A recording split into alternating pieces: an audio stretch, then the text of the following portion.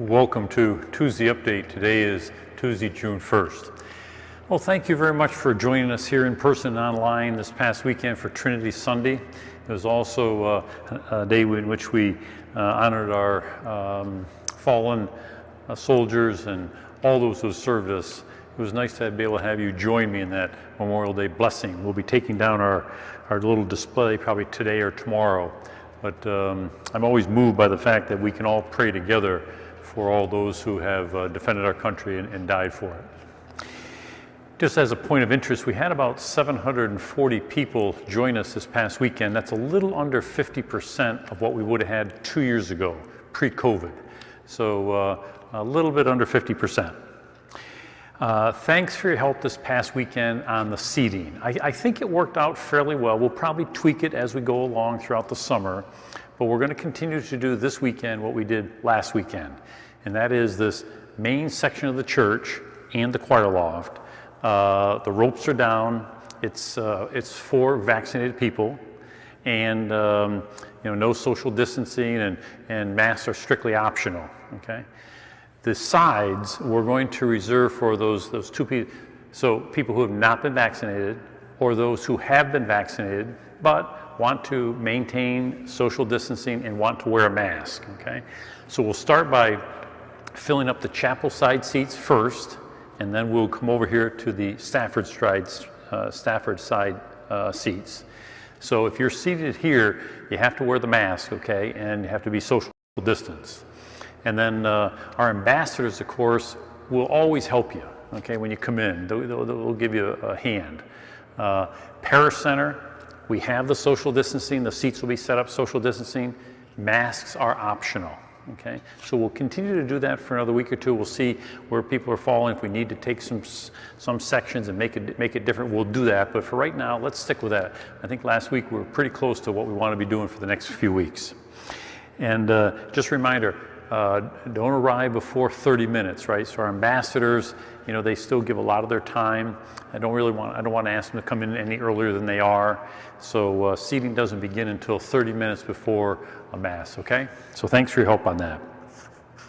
As I mentioned to you, Bishop Scharfenberger has chosen this Sunday as the Sunday to ask all Catholics to return to Mass for Sunday Masses and Holy Days.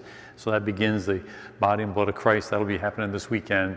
Remember, he did make exceptions. So if people are vulnerable, if they're caring for someone who is vulnerable, or they have real anxiety about coming back, no expectations, huh?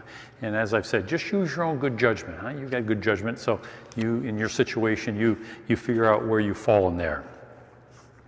This weekend is the Feast of Corpus Christi. Really, really important feast in our church calendar.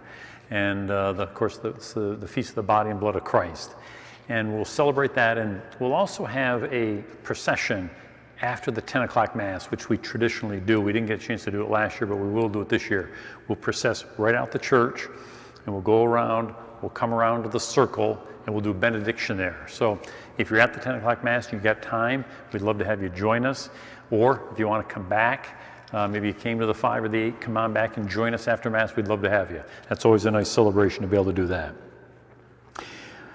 Reminder, our parish offices are open again, but you'll have to come in through the doors by the circle, right?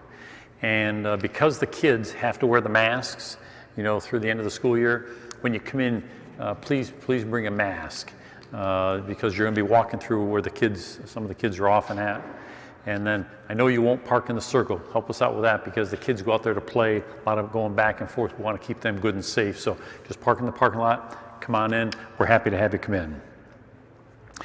High school seniors, we do have that June, graduating seniors, that June 23rd drop-off. We want to bring you some goodies and offer our congratulations to you.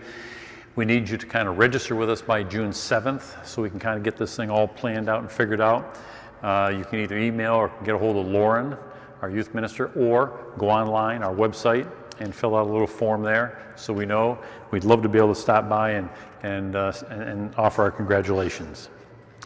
This coming weekend is going to be, we will have a second collection, the Catholic Communications Campaign. and that's a yearly collection we do, so we'll do that this weekend. In terms of a quick building update, boy, the steel is going up. It's really starting to take shape. You can really see what it's going to look like. So they continue to do their work, and I know they're forming up for some more concrete pouring here in the very near future. So things are coming along good. Father's Day is coming, and we want to do something special for dads like we did for moms, and we want to do those same two things. Could you send us pictures of your dad or your grandpa and maybe a name to Kirsten? And Kirsten will once again put together that little constant contact that she sends. That's the email that gets sent to you at home on Thursdays. Again, if you're not getting that email at home, let us know.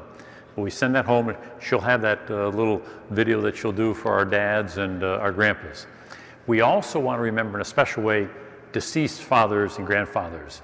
And remember for Mother's Day we had on the altar, you know, the names of those whose dads and grandfathers who have passed. And we pray for them in a special way at Mass on Father's Day. So in addition, let Kirsten know the names of any deceased dads or grandpas. We want to put together their names and have them on the altar with us when we're celebrating Mass on Father's Day. This past weekend, we went through our 6th symptom of inner peace, and it was contented feelings of connectedness with God and others. Contented feelings of connectedness with God and others. And I'd mentioned that this is kind of the end of our little symptoms of inner peace. There's 6 of them, and quite a few of you have asked, hey, would you go over the 6 again? So I'll do that. I'll give you the 6, and then I'll also put them in Thursday's email that comes home to you, so you'll have them in written form as well. But here are the 6 symptoms of inner peace that we've worked on over the last 6 weekends. Number 1, frequent, overwhelming episodes of appreciation. 2, a loss of interest in judging others. 3, an increasing tendency to allow God to unfold events rather than resisting and manipulating. 4, an unmistakable ability to enjoy each moment. 5, a loss of interest in conflict. And then 6 was this past weekend, contented feelings of connectedness with God and others. So I hope you enjoyed them. They're always good reminders to me too. And but that'll be the end of our symptoms of inner peace. We'll move on to something different this weekend. So look forward to seeing you this weekend, Feast of Corpus Christi, one of our big celebrations. And have a good week, safe week. God bless.